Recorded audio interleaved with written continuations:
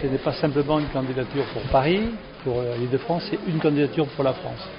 Et montrer l'exemple ici à Toulouse, qu'il y a cette capacité extraordinaire d'étendre nos Jeux Olympiques à l'ensemble de la population, parce qu'il y a une culture sportive à Toulouse, parce qu'il y a des outils techniques, tactiques, il y a des installations fabuleuses, il y a du personnel qualifié, il y a une expérience très forte en matière d'organisation d'événements.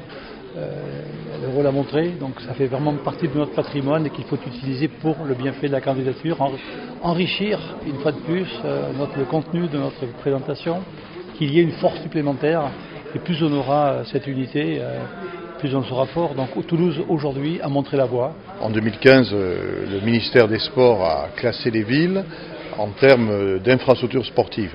Nous sommes la ville la mieux équipée. Et nous continuons à équiper, à entretenir notre patrimoine sportif.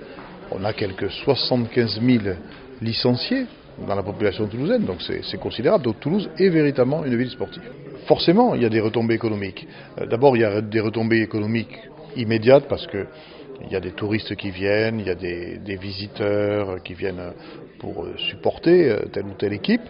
Et puis, il y a une retombée qui, elle, se fait sur un plus long terme.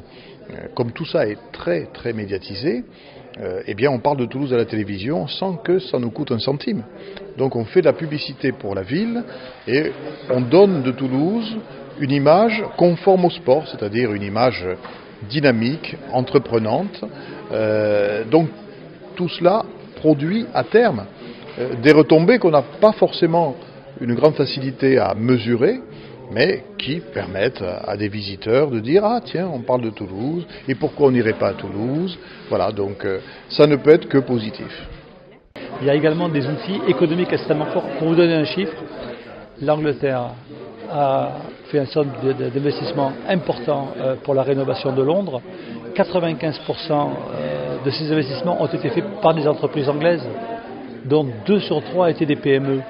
Donc pour vous dire la différence dans laquelle se trouve l'économie dans un pays à partir du moment où il organise les Jeux Olympiques et Paralympiques. Et même chose en Grande-Bretagne, en Angleterre et en Grande-Bretagne, puisqu'il y avait des équipements assez diversifiés sur le territoire. Il y a eu un bénéfice attendu par ces entreprises qui a été estimé à 12 milliards de livres en 4 ans. Ils ont réalisé 14 milliards de livres en 2 ans.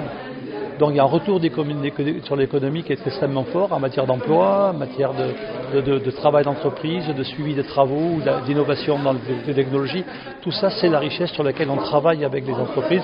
On va dire voilà ce que sont les jeux, voilà ce qui peut bénéficier aux outils économiques dans le monde français.